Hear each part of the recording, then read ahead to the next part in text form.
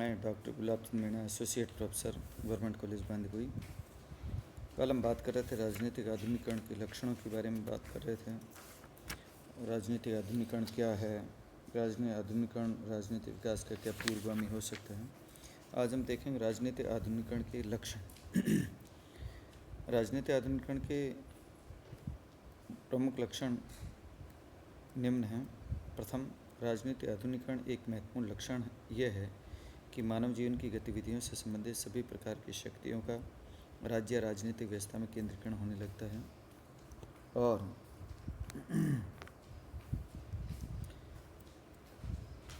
द्वितीय, राजनीतिक आधुनिकीकरण के लिए सरकार की जनता तक पहुंच वृद्धिपरक होनी चाहिए।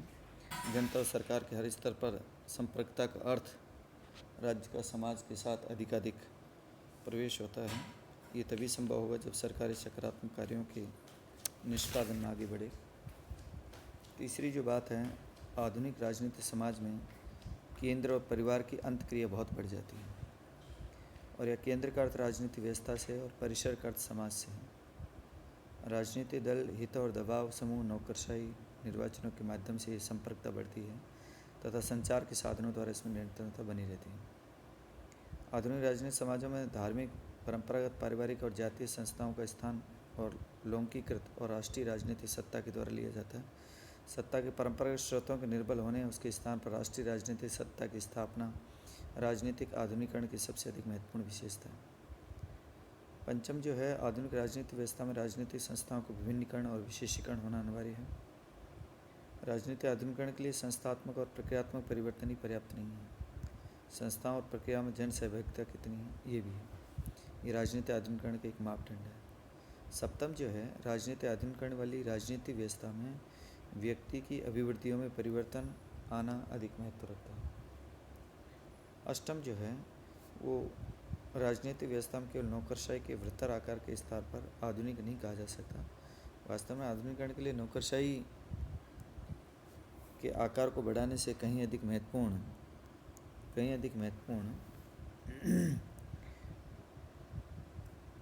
उनके आधार की व्यापकता है। और व्यापक आधार का अर्थ है कि नौकरशाही के कर्मचारियों में सारे समाज से भर्ती होने वाले केवल प्रक्रियात्मक व्यवस्था ही नहीं है, अभी तो प्रशासक वास्तव में समाज के सभी वर्ग में आ सके। और राजनीतिक आधुनिकीकरण के लक्षणों को संक्षेप में हम 3 भागों में बांट सकते हैं। पहला जो है बुद्धिसंगत सत्ता है, दूसरा जो विभिन्नीकृत राजनीतिक संरचनाएं हैं, और तीसरी जो है राजनीतिक सहभागिता है। राजनीतिक आधुनिकीकरण के प्रतिमानों से तात्पर्य है कि क्या सभी राजनीतिक व्यवस्था में राजनीतिक दृष्टि से आधुनिकीकरण का कोई निश्चित क्रम और प्रतिमान होता है। 2 बातें महत्वपूर्ण हैं। प्रथम, राजनीतिक आधुनिकीकरण की प्रक्रिया इतनी जटिल है कि उसका कोई सुनिश्चित प्रतिमान नहीं बन पाता। दूसरा, राजनीतिक आधुनिकीकरण का कोई अनुक्रम प्रतिमान भी नहीं हो सकता। इसके कारण उन परिवर्तनों की अनेकता है जिसमें राजनीतिक आधुनिकीकरण प्रभावित और नियमित होता है। राजनीतिक आधुनिकीकरण की कोई अनुक्रम प्रतिमान तो निश्चित नहीं किया जा सकता, किंतु एडवर्ड सिल्स ने पॉलिटिकल मॉडर्नाइजेशन में अपने लेख में ये बताने का प्रयास अवश्य किया कि आधुनिकीकरण के आधार पर अगर सभी राजनीतिक व्यवस्थाओं को देखा जाए तो मोटे तौर पर 5 मॉडल उल्लेखनीय लगेंगे। उनके अनुसार सभी राजनीतिक व्यवस्थाएं राजनीतिक आधुनिकीकरण की निरंतर रेखा पर कहीं न कहीं अंकित की जा सकती है। मॉडल है राजनीतिक लोकतंत्र, अभिभावकी लोकतंत्र और आधुनिकीकरण वर्गतंत्र और सर्वाधिकारवादी वर्गतंत्र और परंपरागत वर्गतंत्र। अब पहला देखेंगे राजनीतिक लोकतंत्र, पॉलिटिकल जो डेमोक्रेसी है वो क्या है। राजनीतिक लोकतंत्र से सिल्स का आशय उस व्यवस्था से है जिसकी और आधुनिकतमशील राज्य ऑर्गेनाइजेशंस उन्मुख है।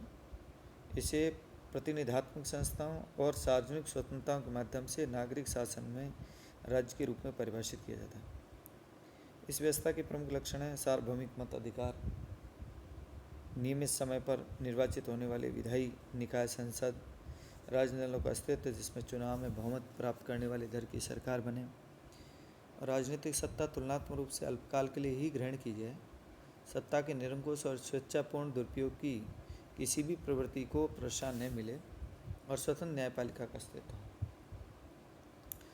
राजनीतिक लोकतंत्र प्रभावशील और स्थायी हो, इसके लिए आवश्यक है कि उपयुक्त संस्थात्मक प्रबंधों को कतिपय सामाजिक और सांस्कृतिक पूर्व दशाओं सोशल कल्चरल प्री कंडीशन का समर्थन और सहारा मिले।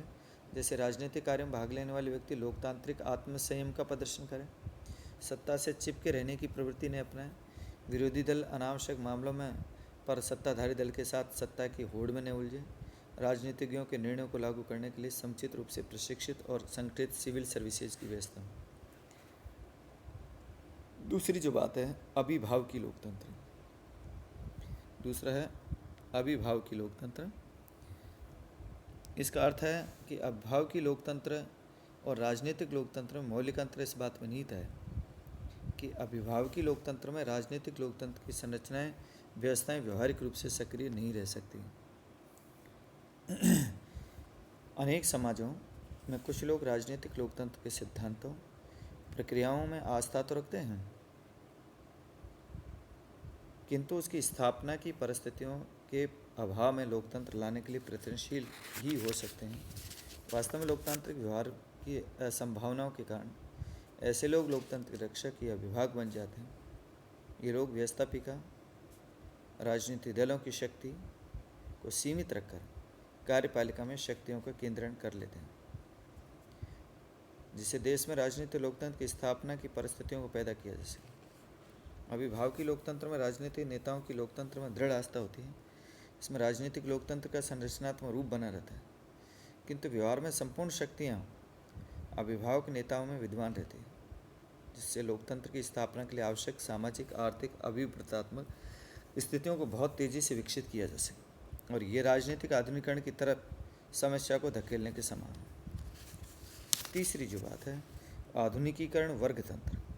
कई बार लोकतांत्रिक संरचनाओं का विद्यमान रहना अपने आप में राजनीतिक आधुनिकीकरण के मार्ग में बाधा बनने लगता है। आम जनता स्वतंत्रता को असीमित और निरपेक्ष मान लेते हैं, जिससे अराजकता की स्थिति उत्पन्न हो जाती है। विकासशील देशों में अक्सर ऐसा देखने को मिला है। ऐसी परिस्थितियों में आधुनिकीकरण गुटतंत्र सत्ता में आ सकते हैं। ये स्वार्थी लोगों के गुट या समूह नहीं होते, अपितु ऐसी राजनीतिक व्यवस्था में राजनीतिक आधुनिकीकरण से अधिक बल आर्थिक सामाजिक आधुनिकीकरण पर दिया जाता है। ये लोकतांत्रिक शासन तंत्र से परे हटकर एक अधिकारवादी राज्य की ओर उन्मुख होते हैं। यदि किसी समाज में सौभाग्य से कोई ऐसा नेता मिल जाए जिसकी दृढ़ आस्था समाज को आधुनिक बनाने में है, तब तो ऐसा गुटतंत्र समाज में तेज गति से आधुनिकता ला पाएगा। नेरेरे, केनेथ कोंडा, केन्याता आदि नेताओं के प्रयत्नों से इनके देशों में आधुनिक अर्थव्यवस्था की स्थापना के बहुत कुछ सफल हो रहे हैं। चौथी बात है सर्वाधिकारवादी वर्गतंत्र। सर्वाधिकारवादी वर्गतंत्र राजनीतिक आधुनिकीकरण के मुकाबले में आर्थिक और सामाजिक लोकतंत्र को प्राथमिकता देता है। ऐसे गुणतंत्र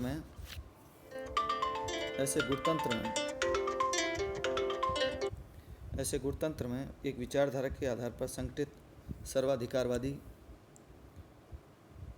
एकाधिकारवाद राजनीतिक दल के नेतृत्व सभी पक्षों के साथ आगे धकेलने का प्रयास करता है। सर्वाधिकारवादी शासन के लक्षण है कि विश्वास छाया रहता है, प्रशासक समूह हैं, श्रेष्ठ जीवन है, प्राप्त करने के समुचित ज्ञान है, शासन तंत्र जीवन के सभी क्षेत्रों में नियंत्रण और प्रभाव रहता है, सत्तारूढ़ शासकों के अलावा समाज में शक्ति आदि होता है। हाँ भाई साहब,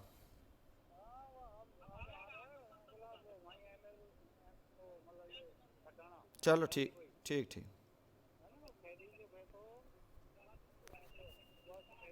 ठीक ठीक बात होगी मेरी। ठीक।